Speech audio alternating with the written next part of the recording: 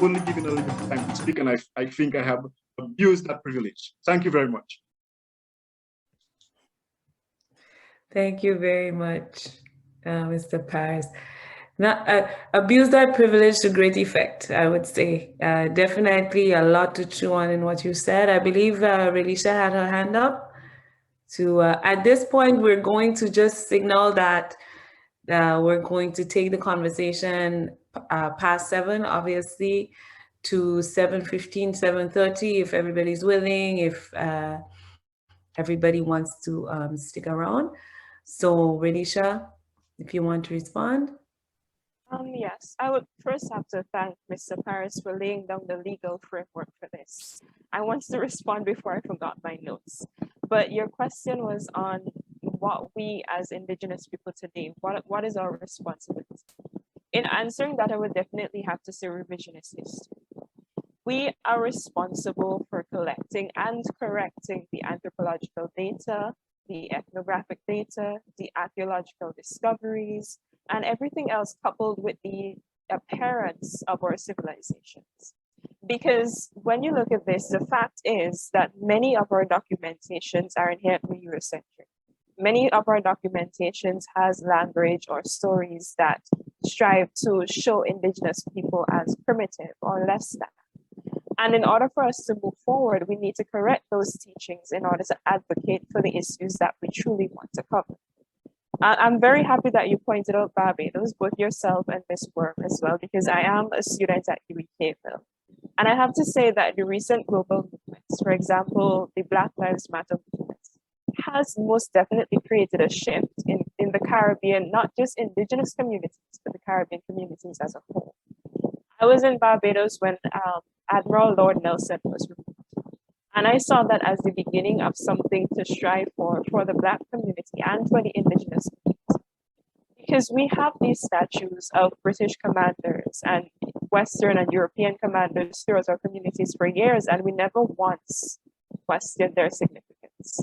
We never once said, this person was a supporter of plantation slavery, a supporter of colonization, a supporter of the mass genocide and ostracization of our people.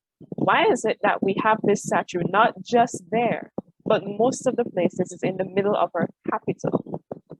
Why is it that these people are being regarded as such, in such a princely manner, for example? And I'm very happy that you pointed out the legal framework in regards to the ownership of lands, because I feel like that's something that a lot of Indigenous people face with. I'm just scrolling back up in my notes because I had a reference to Miss Dr. Honeychurch's conversation on point as well. Now, this is happening not just in our Indigenous communities in the Caribbean, but Indigenous communities in the US. When you look at Native American Indigenous communities in the US in terms of land ownership, they categorize it based on the percentage of how Indigenous you are. How are you going to quantify the percentage, like land ownership, to the percentage of how Indigenous somebody is? Who's going to tell you what percentage of Indigenous you are? If you grew up in an Indigenous community, you know you're descended from Indigenous individuals. So you're going to tell that individual that they don't deserve to own these lands because their percentage is not high enough.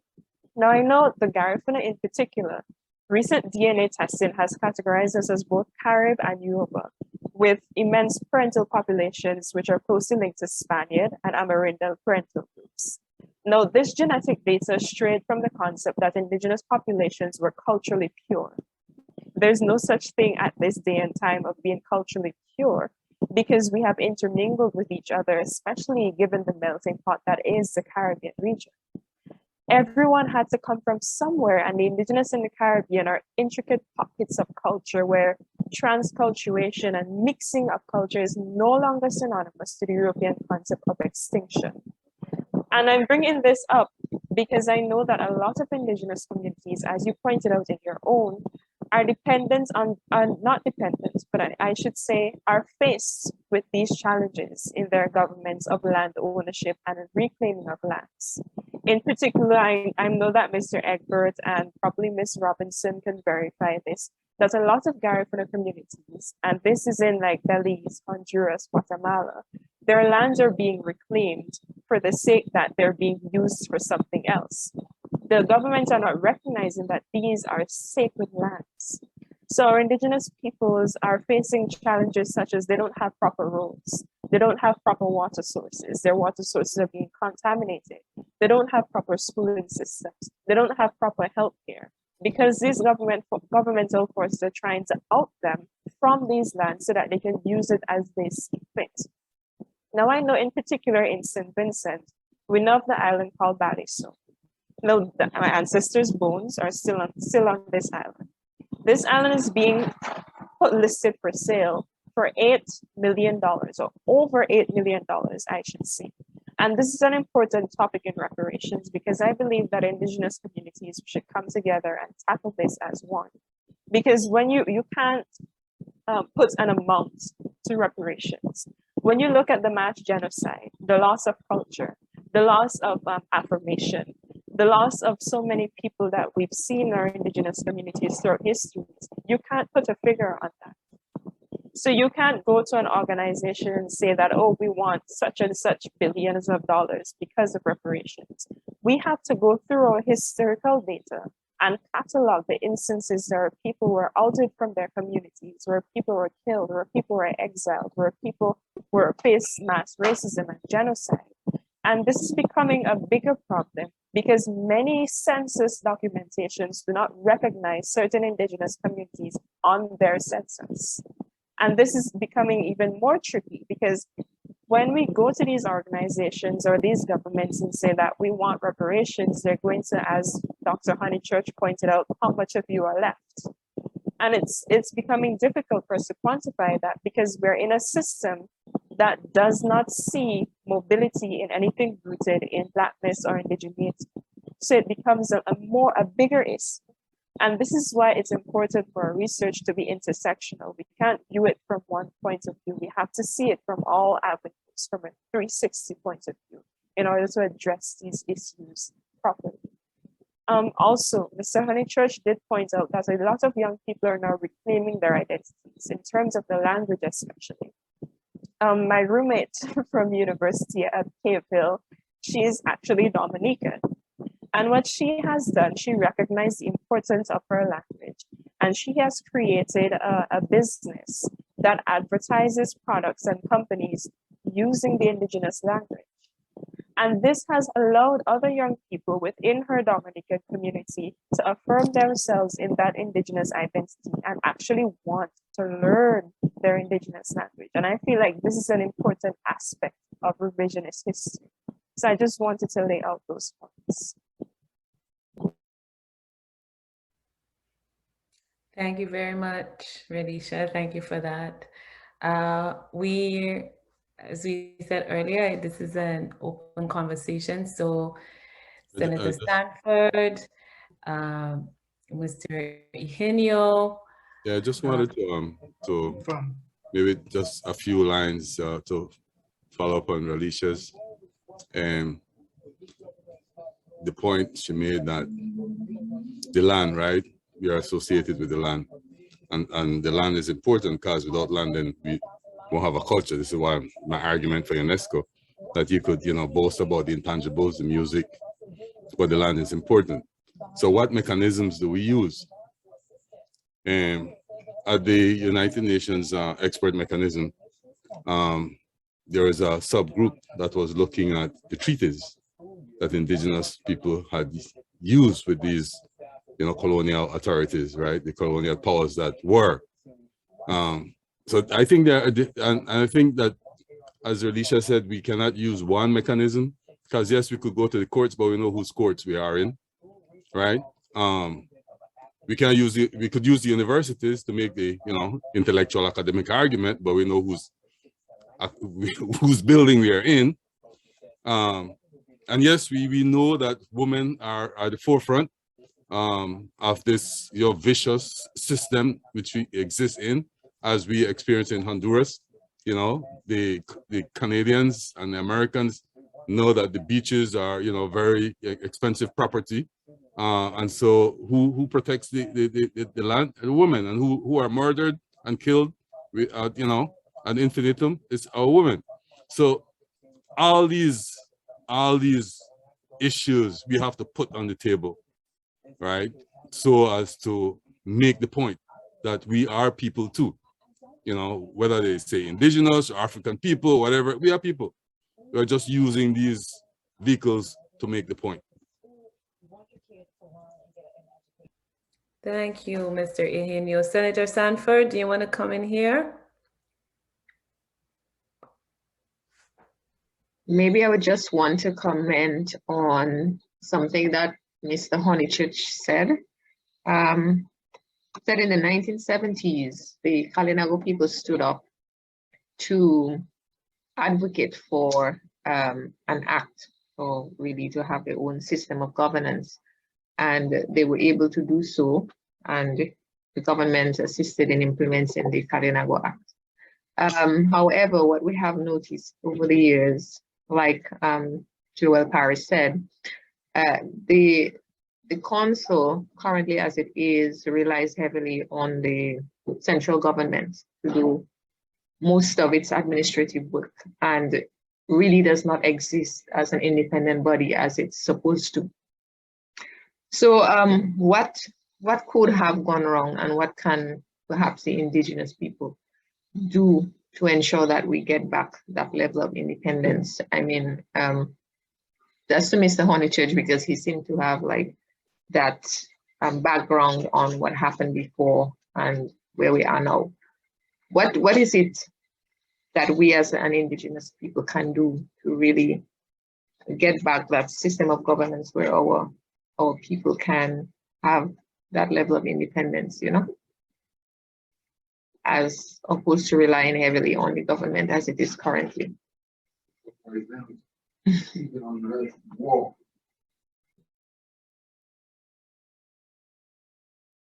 Yeah, I'm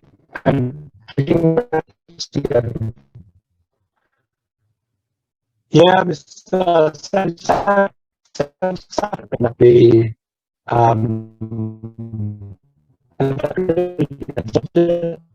as when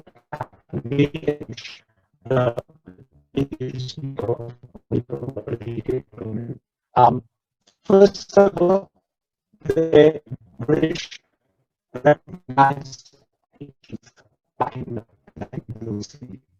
Khadija, sorry to interrupt. Sorry. We're not hearing you well at all. You're very garbled.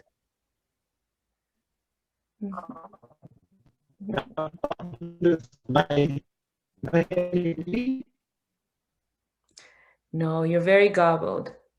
Can you speak again? Let's see if it's better, because the picture. Again, no, you're not. You're not coming through as clearly as you were before. Oh.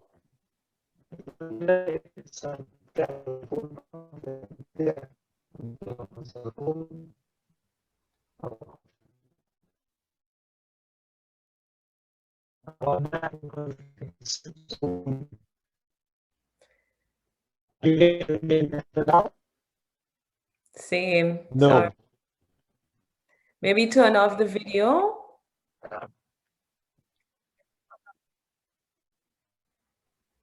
There's a video. Okay. Better now. No, sorry. Still very garbled. Well, I'm sorry about that. There you are. There you are. Yes, it's better now.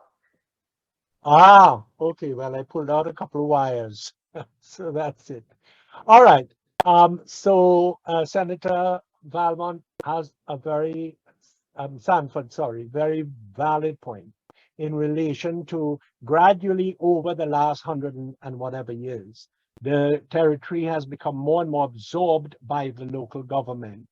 And although the legislation of 1978, lays down certain assurances in a way, it really, in a way, depends on the initiative of the Kalinago Council to relate to funding agencies.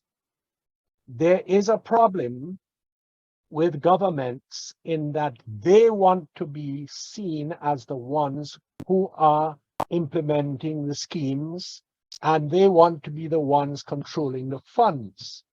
This has gone through various governments.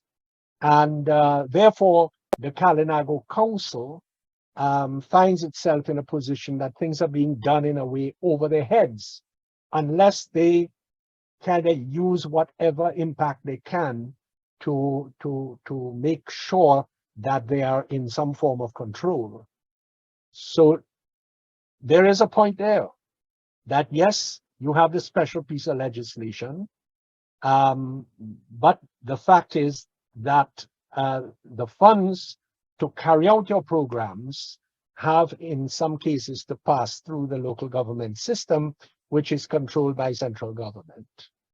So, you know, that is another challenge that has to be faced. And of course, Mr. Paris has brought up the points of the law, and all of these have to be analyzed in terms of land holding. The other big thing, which is so different from, let's say, dealing with a situation in Canada and the United States, is that, okay, you're dealing with a land issue in Canada, you're dealing with descendants of the European colonizers, or the ones who are in control. When you are dealing with a situation of land and land needs and all that in St. Vincent or Grenada, and more so in Dominica, you are dealing with a people, that is, people of African descent, who themselves were badly treated, and who themselves were going through a process of seeking to have land. Because the day after emancipation in 184 years ago, when the people opened their windows and their doors, and I've written about it, it was made clear the houses you are living in and the land on which you are not yours. And therefore, the people of African descent who were former enslaved had to spend over 100 years trying to agitate and to get some form. In many cases, they squatted their whole villages in Dominica, Maho and Koliho and Kulibistri, and so that are based on squatting. And you had the Kalinago people also trying to secure land for themselves, and people complaining when the territory was being established that the British were giving preference. They were being preferential to the Kalinago people. The documents are there accusing the administrator of being preferential. So it makes it even more complex in that you have people who are recovering from a situation of enslavement with no land. They're trying to secure land against the pressures of the colonizing power. And then you have the Kalinago people themselves, who also have their issues, and has been pointed out, have been shifted to the most difficult part of the island, the access to the sea, for instance, as has been pointed out by Joel Paris already. So you have a double issue, whereas you're dealing with indigenous people in the continental USA, you're dealing against the descendants of the colonizers, the Europeans, but it makes it more complex when you're working out a situation within the former enslaved communities of the Caribbean. So I just leave it there. So I mean, it's basically those 2 points, the whole question of the control of the council and how far the council can push its independence. And you have the political realities of governments in power wanting to control the Kalinago councils and the Kalinago chiefs. This has been happening for time. And you have that dynamic going on. And you also have the dynamic of dealing with the question of former enslaved people and the question of Kalinago needs and rights. And Joel Paris made that very point when we're talking about reparations. In the case of Dominica, it's put together as one. And I was asked in conjunction with others to advise. I said, it's a court of law. It's a case, and you have to present full evidence in the case. So what we attempted to do was to go through all of the broken treaties from the 17th century, the fact land had been taken, the fact that you had a treaty of 1660 in Bastille in St. Kitts that was supposed to have handed land, the entire islands of Euromea and Waitukubuli, St. Vincent and Dominica to the indigenous people. That was broken. Then the Treaty of Aix-la-Chapelle reinstituted that. That was broken again. And then in the Treaty of Paris in 1763, when the surveyors came to claim the land for the British, they only left 134 acres for the indigenous people, which then later had to be expanded. So there are all these complex issues which have to be dealt with. And as I say, you're dealing with that reparations business. It is an emotional thing, but when it comes down to the nitty-gritty, it's a question of law. It's a court case. It's a court of law. And you have to fight it like you're fighting in a court of law. I don't want to dominate things. This is not my Thank you very much, Yes, Dr. I would like Manichus. to- Thank you. I know, like you said, this is a very passionate discussion, and this is something that we know is going to continue. Unfortunately, for today, we are out of time.